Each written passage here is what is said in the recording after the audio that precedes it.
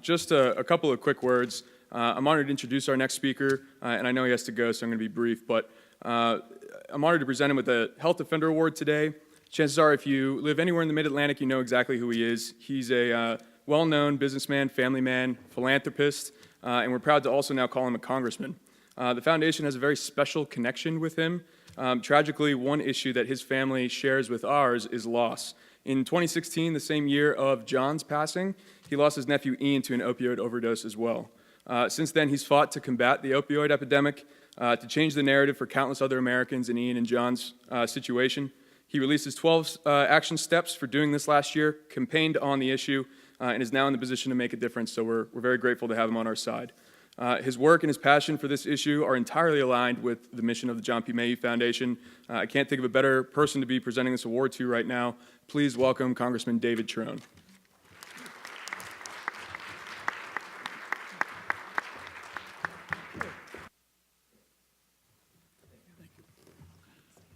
Okay, thank you, everybody. I apologize on a short notice. We were standing in the hallway. They called for votes. And guess who's not in charge?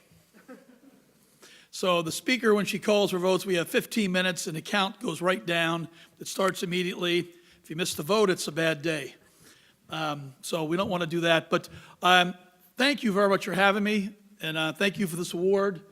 Thank you for the hard work you guys are doing. My campaign for Congress was based on 3 words, but the most important word was compassion.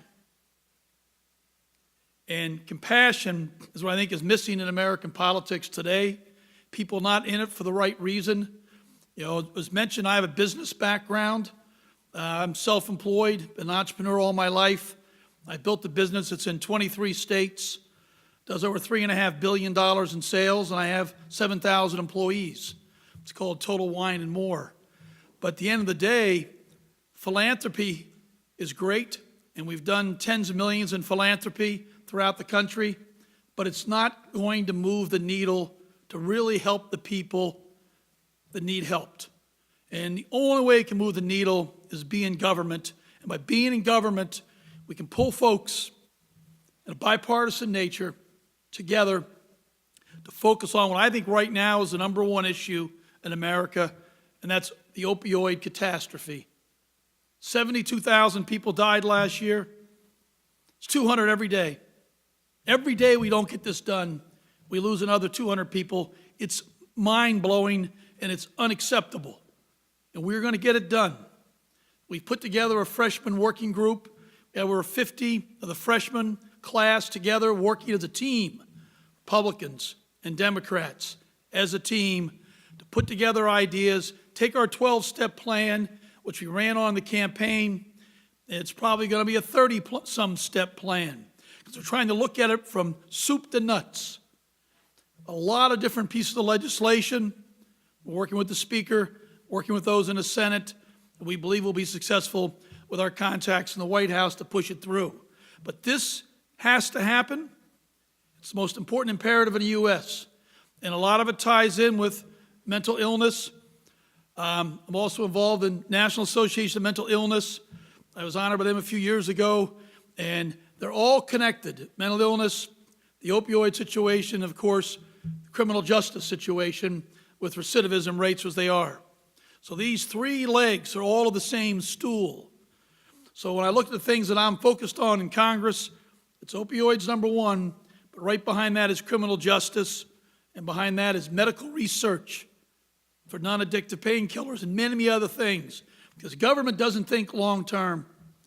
And that's what I found out in this job. They're all about today, and that's a lousy idea. We need to be about the next generation, my kids and your kids. If we do that, you know, we can really come up with good policy.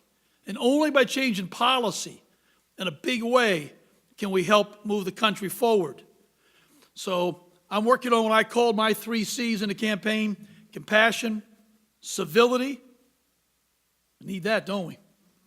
Working with each other, civility, and of course, competence.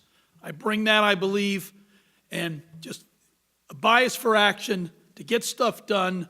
But you guys helping out on this cause is spectacular. I can't thank you enough. I appreciate the award very much. It means a lot to my wife and I and the kids as we move forward, but this is the right place to be. It's the right issue that can really help America more than any other issue in America. This is the one. So thank you.